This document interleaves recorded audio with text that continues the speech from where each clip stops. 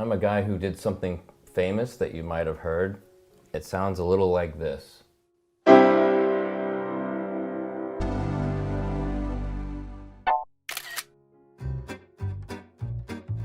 This is Jim Reeks. He worked for Apple as a sound designer in the 80s. His story starts with a lawsuit. I was just trying to figure out how to sprinkle sound throughout the Mac. I did a bunch of beep sounds. That led to the Sosumi beep. The Beatles start the record label, it's called Apple, it becomes super popular. Steve Jobs starts a computer company, it's called Apple. Steve gets the rights to use the name Apple, but he promised never to get involved with music. And then there was music. The Beatles lawyers started suing because apparently the Beatles didn't have enough money. Apple had to fight that one. The lawsuit forced Apple to rename a number of files to eliminate all references to music. One of the beeps he created needed a new name. I actually said, I'm going to call it Let It Beep. Of course, you can't do anything like that, but I thought, yeah, it was Sosumi. And then I thought, that's actually the right name. I'll just have to spell it funny. So I spelt it S-O-S-U-M-I, and then I said, it's a Japanese word, it doesn't mean anything musical. And that's how that Sosumi beep came around. It was really me making fun of lawyers. Next came the infamous startup sound. This was the keyboard I used to record the Mac startup sound.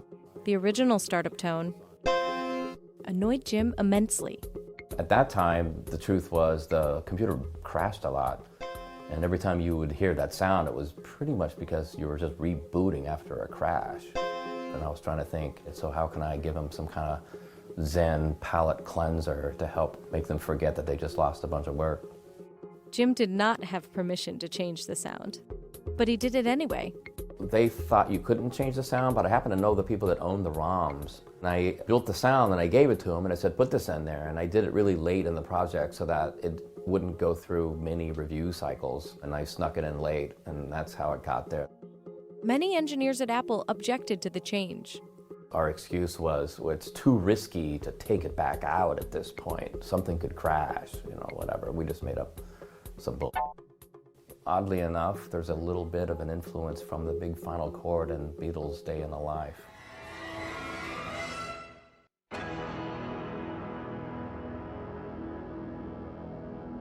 Years later, it became a signature sound for Apple. They even trademarked it. There's a few, like the Intel sound is a famous one, NBC's sound. Kind of silly, right? I'm playing a C major chord and it's famous and it's a copyright. Today, the signature boot-up chord has been replaced with this. So now that there's no startup sound, it's like sitting down at a restaurant and there's no one there to greet you. It just feels strange. But one of his sound creations lives on. So when you do a screenshot, it plays my camera.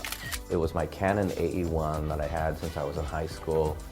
And then now it's been moved over and it's on the iPhone. So anytime you take a photo, it's my camera, which also kind of freaks me out because even to this day, when I hear people take photos with their iPhone, I look to see who stole my camera. Today, Jim Reeks is out of the sound design business. Pop. It's like a pop gun. No one knows what a pop gun is. I'll skip this one. I don't know, that one's got to be a loser.